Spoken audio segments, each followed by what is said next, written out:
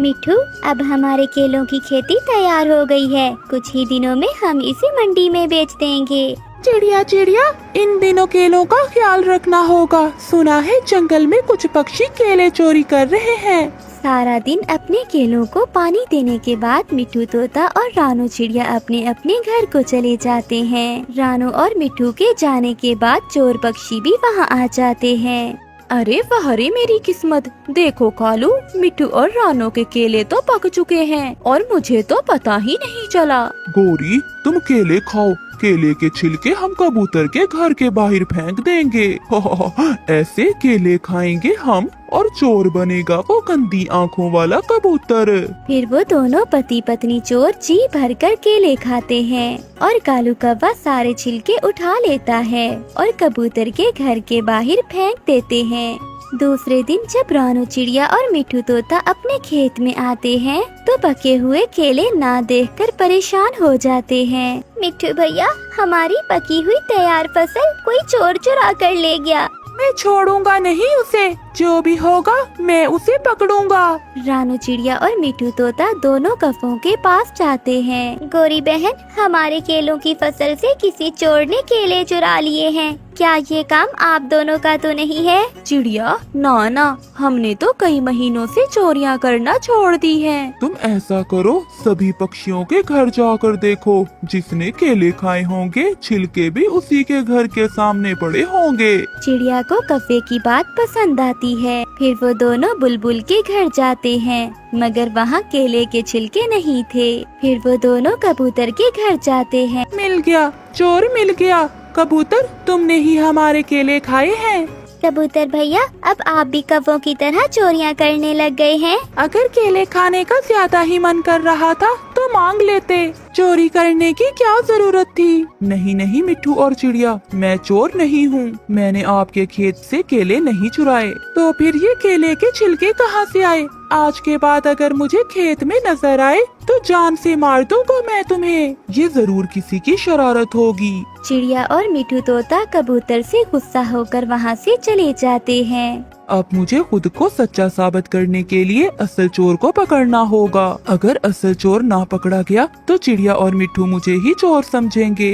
कालू जी, उस मिठू और चिड़िया ने तो कबूतर को ही चोर बना दिया। हाँ गोरी, केले खाए हमने और चोर बना वो कबूतर। हाँ कालू, आज फिर से केले खाएंगे और चोर बनेगी वो मोटी बुलबुल। फिर वो दोनों अपने घर से निकलते हैं। रानू चिड़िया और मिठू तोता पौधों को पानी देकर वहाँ से चले जाते हैं। रानू चिड़िया और मिठू तोता फिर से घर चले जाते हैं, मगर आज कबूतर केलों के पेड़ के पीछे छुप कर बैठा हुआ था। उसे खुद को सच्चा जो साबित करना था। इधर मौका देखकर गोरी कौवी और कालू कौवा चिड़िया के खेत में आ जाते हैं। 1 2 3, गोरी काम शुरू करो। वो दोनों केले के पेड़ से पके हुए केले तोड़कर खाने लगते हैं। पीछे से कबूतर भी आ जाता है। जिसने खाए केले वही बनेगा चोर। तुम दोनों पकड़े गए हो। फिर चिड़िया और मिठू भी वहाँ आ जाते हैं। चिड़िया और मिठू, ये रहे तुम्हारे चोर। मैं चोर नहीं हूँ। कबूतर, हमने तो केले आज पहली बार खाए हैं। गौरी की बच्ची, केले खुद खाए और इल्जाम लगाया कबूतर पर। आज तो हम तुम्हें छोड़ेंगे नहीं। मारो इन्हें, मारो, आज हम इन्हें नहीं छोड़ेंगे। ऐसे रानू चिड़िया और मिठू कौवों के पीछे पीछे और कौवे आगे आगे भागते हैं। ऐसे केले चोर पकड़े जाते हैं। प्यारे दोस्तों, इस कहानी को लाइक, चैनल को सब्सक्राइब और अपने दोस्तों के साथ शेयर करना मत भूलिएगा। आपका धन्यवाद।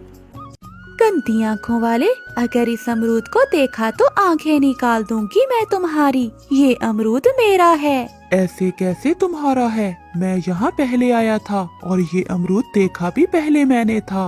तुम हर बार मुफ्त की लड़ाई बना लेती हो, लेकिन इस बार मैं देखता हूँ तुम ये अमरूद कैसे खाती हो। तो फिर दिखा लो। ऐसा कहते हुए गोरी कौवी अमरूद की तरफ बढ़ती है और दोनों में लड़ाई हो जाती है। कबूतर भी इस बार हार मानने को तैयार ना था।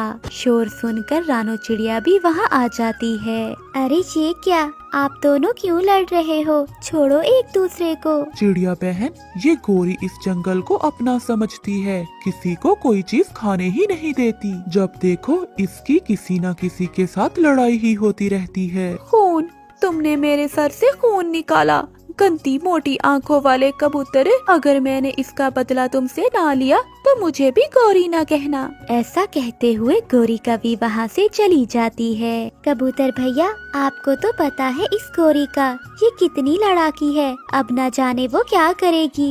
अब मैं इससे ऐसे नहीं डरूंगा, जो करती है करे, मैं देख लूंगा इसे।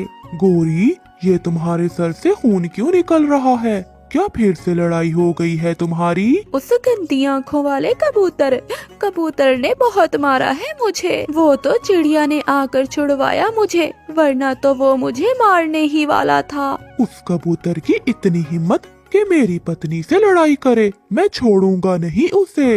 मम्मा, कबूतर अंकल तो किसी से भी लड़ाई नहीं करते, वो तो बहुत अच्छे हैं। वो रोज नदी पर मुझे भोजन भी देते हैं और मुझसे प्यार भी करते हैं। जग्गू चुप कर जाओ, कैसे उस गंदे कबूतर की साइड ले रहे हो? कालू जी, आप कुछ करो, वरना वो समझेगा कि मैं डर गई हूँ उससे। अब तो मैं उसे जान से ही मार दूंगा। ये हुई ना बात। कालू जी, कोई योजना बनानी होगी उसे मारने के लिए, वरना जंगल के सभी पक्षियों को पता चल जाएगा। तुम घर में ही रहो, मैं मामा जी के पास जाता हूँ और उनसे ही कोई उपाय मांगता हूँ कि उस गंदे कबूतर को कैसे ठिकाने लगाएं। तो फिर कालू जी जल्दी जाएं। मैं भी उस गंदे कबूतर को बता आई हूँ कि मेरे पति उसे छोड़ेंगे नहीं। फिर कालू कौवा अपने मामा जी की तरफ जाता है। क्या जरूरत थी कबूतर भैया, एक अमरूद ही तो था, ऐसे ही लड़ाई कर ली आपने उस गोरी से। बात अमरूद की नहीं है, वो तो हर समय मुझसे बहाने बनाती है लड़ाई के। अब आप भोजन लेने अकेले ना जाना, मैं जाऊंगी आपके साथ। वो जालिम कुछ भी कर सकते हैं। वो दोनों ऐसे बैठे हुए थे कि वहाँ गोरी का बेटा जग्गू आ जाता है। कबूतर अंकल, मेरे पापा और मम्मा आपको मारना चाहते हैं। वो अपने मामा जी के पास गए हैं आपको मारने की योजना बनाने। देखा कबूतर भैया, मैं न कहती थी कि वो ऐसे नहीं बैठेंगे। मुझे इसी बात का तो डर था। अब आप अपने घर चले जाएं और घर से बाहर ना निकलना। तो क्या मैं डर जाऊं उनसे? नहीं, ये उनसे डरना नहीं बल्कि समझदारी कहते हैं। जग्गू बेटा, मैंने आपकी मम्मा को कुछ नहीं कहा था, वो तो बस एक अमरूद से लड़ पड़ी और अब न जाने क्या क्या प्लान तैयार कर रही है। अंकल, मैंने मम्मा पापा से कहा कि आप बहुत अच्छे हैं, मगर वो मुझे डांटने लग गए। मामा जी, आपको कुछ न कुछ तो करना होगा, वो अब कुछ ज्यादा ही बढ़ गया है। कौन बढ़ गया है? वो गंदी आंखों वाला कबूतर। गोरी के सर से खून निकाल दिया है उसने। तो गोरी की लड़ाई हुई है कबूतर से। जी मामा जी, उसे तो फिर सबक देना ही होगा। मामा जी, उसे जान से मारना है, फिर ही गोरी खुश होगी। तो तुम जाओ, मैं रात को आग लेकर आ जाऊंगा और जला देंगे उसे और उसके घर को, और रात में किसी को पता भी नहीं चलेगा कि उसके घर को आग कैसे लगी। मुझे पता था मेरे मामा जी कुछ ना कुछ तो जरूर करेंगे। जग्गू तुम कहाँ गए थे? मम्मा, मैं नदी पर पानी पीने गया था। मम्मा, आप कबूतर अंकल को छोड़ दें, वो बहुत अच्छे हैं। मैं उन्हें समझाऊंगा कि वो आपसे सॉरी कर लें। ये तुम न जाने किस पर चले गए हो। तुम्हारे मम्मा पापा तो ऐसे नहीं डरते थे लड़ाई से जितना तुम डरते हो। मम्मा, टीचर कहती है लड़ाई करना अच्छी बात नहीं होती और लड़ाई किसी भी समस्या का हल नहीं होती, बल्कि हमें बैठकर बात करनी चाहिए। ऐसे ही कालू कौवा भी घर आ जाता है। कालू जी, क्या कहा मामा जी ने? आज रात मामा जी आग लेकर आएंगे और हम जलाकर मार देंगे उस गंदे कबूतर को। क्या सच कालू जी? फिर तो उसे जलता हुआ देखकर मेरे मन को शांति मिल जाएगी। आज मेरा एक बड़ा दुश्मन ठिकाने लग जाएगा। गोरी, मुझे बहुत प्यास लगी है, चलो नदी से पानी पी कर आते हैं। जग्गू, क्या तुम भी चलोगे पानी पीने? नहीं मम्मा, आप जाएं, मैं थोड़ी देर बाद पानी पी आऊंगा। फिर गोरी और कालू नदी की तरफ चले जाते हैं। मम्मा पापा, मैं आपको ऐसा नहीं करने दूंगा। मुझे अंकल को बचाना होगा। मुझे कबूतर अंकल को सब बताना होगा। फिर जग्गू अपने घर से कबूतर के घर की तरफ जाता है। अंकल कबूतर आप कुछ करे। आज रात मेरे मम्मा और पापा अपने मामा के साथ मिलकर आपको जलाने वाले हैं। अंकल, मम्मा आपको मारना चाहती हैं। जग्गू बेटा, क्या ये आप क्या कह रहे हो? मैंने अपने कानों से सुना है। मम्मा और पापा बात कर रहे थे और आज मेरे बाबा मामा जी के पास इसीलिए तो गए थे। आप प्लीज आज अपने घर में ना सोना।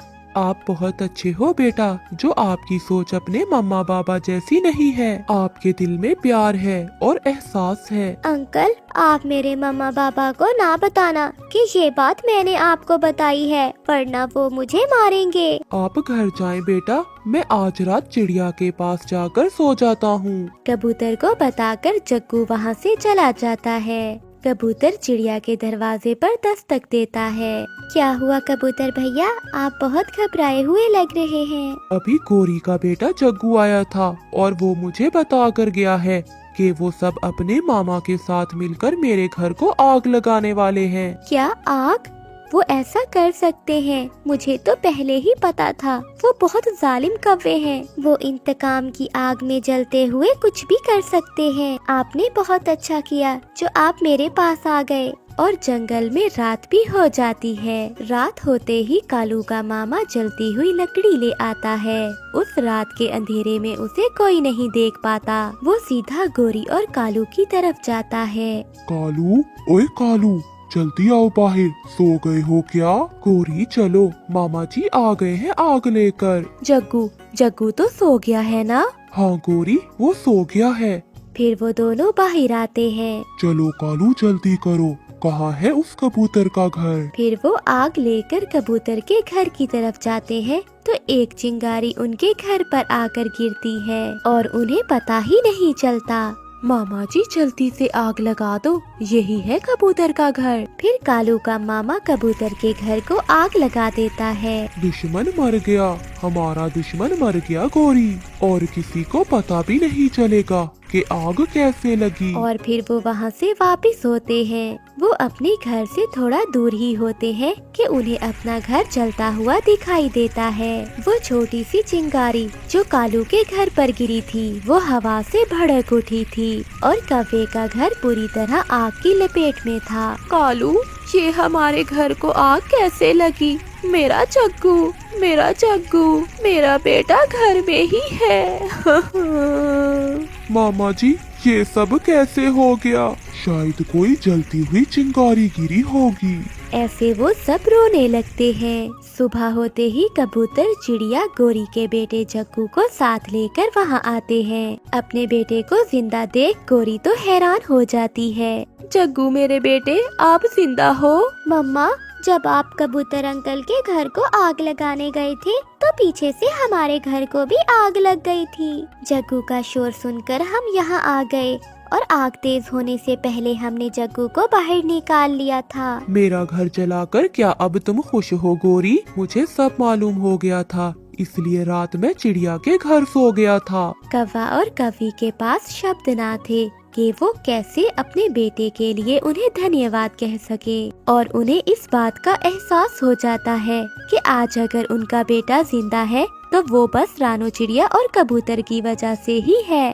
फिर कालू कौवा और गोरी कवि कबूतर से माफी मांगते हैं। प्यारे दोस्तों, कहानी को लाइक, अपने दोस्तों के साथ शेयर और चैनल को सब्सक्राइब करना मत भूलिएगा। आपका धन्यवाद।